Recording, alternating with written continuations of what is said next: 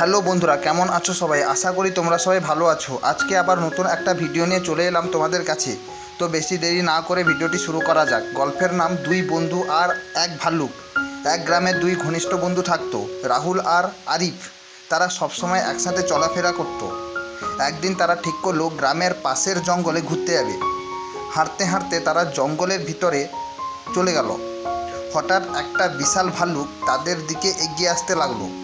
রাহুল কিছু না ভেবে গাছের উপর উঠে পড়ল।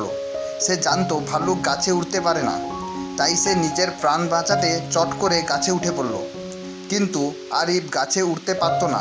সে বুঝতে পারল এখন নিজের বুদ্ধি দিয়েই বাঁচতে হবে।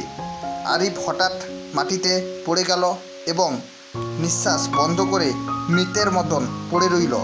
ভাল্লুক তার কাছে এসে তাকে নড়াচড়া করলো, গন্ধ শুঁকলো, কিন্তু আরিফ নড়ল না। ভাল্লুক ভাবল ও মরে গেছে, তাই ওকে কিছু না করেই চলে গেল। ভাল্লুক চলে যাওয়ার পর রাহুল নেমে এসে আরিফকে বলল, ভাল্লুক তোর কানে কানে কি বলল? আরিফ উত্তর দিল আর বলল, সেই বন্ধুর ওপর কখনো ভরসা করো না, যে বিপদের সময় তোমায় ফেলে নিজের প্রাণ বাঁচায়। তো বন্ধুরা, এটাই ছিল একটা ছোট্ট গল্প।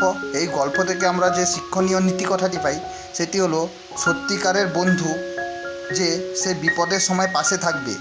বন্ধুত্ব মানে শুধু সুখের সময় নয়, দুঃখের সময়ও একসাথে থাকা।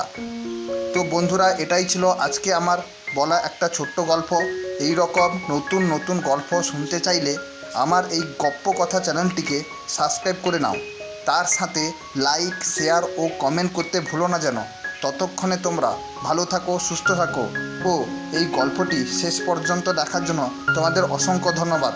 দেখা হচ্ছে পরের ভিডিওতে।